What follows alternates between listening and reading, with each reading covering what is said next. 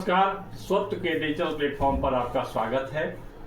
बंगाल कश्मीर की तरह जल रहा है। एक समय था जब कश्मीर में भारत के संविधान और तिरंगा का पग पग पर अपमान होता था। कश्मीर में शांति बहाल हो गई।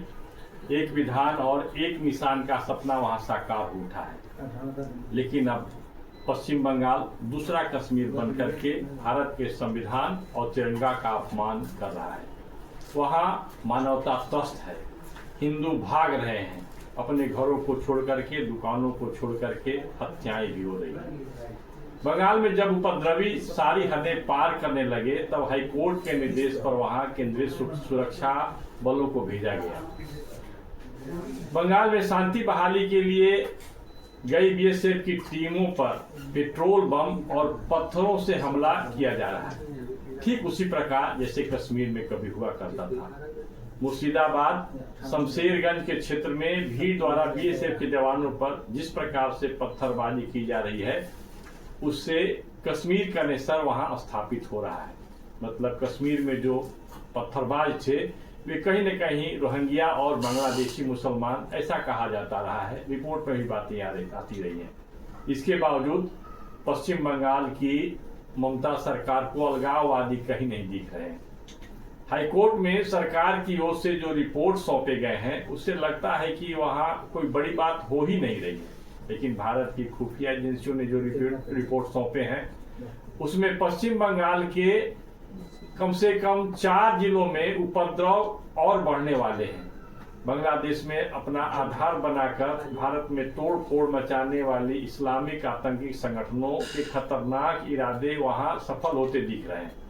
उनके इस षड्यंत्र को अभी विफल नहीं किया गया तो पश्चिम बंगाल के कम से कम 8 जिलों को भयंकर रक्तपात से बचाना अत्यंत मुश्किल हो जाएगा।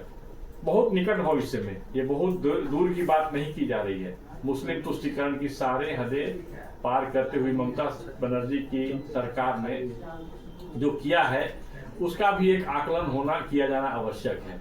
ममता बनर्जी ने कहा कि वह बंगाल में संसद में पास होने के बाद प्रभाव में आए वक्फ कानून 2025 को उस रूप में लागू नहीं होने देंगी। इसका मतलब यह है कि क्या बंगाल भारत देश से अलग है? क्या बंगाल भारत के संविधान और भारत के संसद में लिए गए निर्णयों के अनुसार नहीं चलेगा? ममता बनर्जी के रणनीतिकार शायद यह मान रहे होंगे कि मुख्यमंत्री के इस बयान से वहां शांति बहाल हो जाएगी, लेकिन वे भ्रम में हैं। इस्लामिक आतंकियों द्वारा शुरू किए गए इस उपद्रव का उद्देश्य बहुत सीमित नहीं है, तात्कालिक नहीं है। उनका संबंध बहुत ज्यादा वक्फ बोर्ड के ये कानून है उससे भी नहीं है। जॉर्ज सोरोस और इस्लामिक जो आतंकी संगठन है, उनका एक गुप्त एजेंडा वहां चल रहा है और उसके लिए यह तात्कालिक कारण हो सकता है। और उस गुप्त एजेंडे को जमीन पर उतारने की बातें शुरू हो गई हैं। इसमें पश्चिम बंगाल के कुछ हिस्से को उससे अलग कर एक अलग इस्लामिक देश बनाने की भी बातें हो रही हैं, जो खुफिया जानकारी भारत सरकार तक पहुंच रही है। कलकत्ता हाईकोर्ट ने राज्य में बिगड़ती स्थिति को देखते हुए केंद्रीय बलों की तैनाती का आदेश तो दे दिया, लेकिन बंगाल की ममता सरकार ने उस आदेश की हवा निकाल दिया। निकाल देने का संकेत अभी से दे दिया है। बंगाल सरकार के वकील ने कहा कि कोलकाता सहित कई जगहों पर विरोध प्रदर्शन हो रहे हैं। विरोध प्रदर्शन और हिंसक वारदात दोनों में बहुत जमीन आसमान का अंतर होता है। इसका मुख्य केंद्र मुर्शिदाबाद है, ऐसा ममता बनर्जी की सरकार के जो वकील हैं उन्होंने कहा। लेकिन अब स्थिति नियंत्रण में है। अभी केंद्रीय बलों को नियुक्त करने की वहां कोई आवश्यकता नहीं है। इस प्रकार की बात कलकत्ता हाईकोर्ट के समक्ष पश्चिम बंगाल के सरकार के वकील ने कही है। मतलब यह है कि हाईकोर्ट के निर्देश को लेकर ममता सरकार की प्रतिक्रिया बहुत ठंडी है। मतलब वहां लोग मर रहे हैं या जो भी हो रहा है उसके बारे में वहां संवेदना शून्यता की बात शुरू हो गई है। इसके बाद हाईकोर्ट ने स्पष्ट कहा कि जब लोगों की सुरक्षा खतरे में हो तब अदालत मूक दर्शक नहीं बन सकती। मतलब ये समझ सकते हैं कि एक टकराव की स्थिति पैदा हो रही है कार्यपालिका और न्यायपालिका के बीच। और विधायिका के द्वारा जो पारित जो कानून है उसकी स्थिति तो आप देख ही रहे हैं, सब कुछ समझ रहा है, देख रहा है। केंद्रीय बलों को राज्यों के साथ समन्वय के साथ काम करना चाहिए, इस प्रकार का की टिप्पणी कोलकाता हाईकोर्ट का है। टिप्पणी है या आदेश का समझे, यदि कोई हाईकोर्ट का जज कोई कहता है तो आदेश ही माना जाना चाहिए। कोर्ट ने केंद्र और पश्चिम बंगाल की सरकार दोनों से स्थिति पर, मतलब वहां की बंगाल पश्चिम बंगाल की जो स्थिति है उस पर विस्तृत रिपोर्ट पेश करने को कहा है।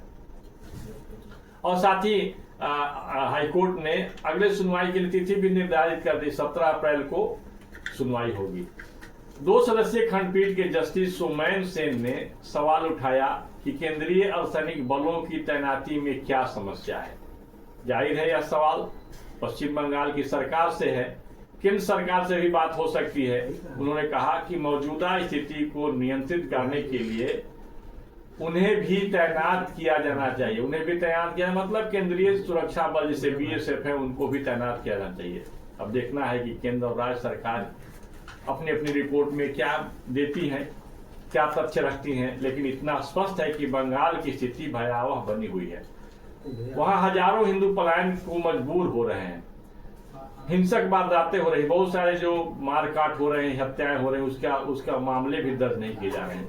4 जिलों में हिंदुओं की आबादी कुल आबादी के 10 से 25% तक रह गई। मुर्शिदाबाद के बारे में कहा जाता है कि वहां हिंदुओं की आबादी 90% से भी 10% से भी कम है, मतलब मुसलमानों की आबादी 90% से अधिक और हिंदुओं की आबादी 10% से कम।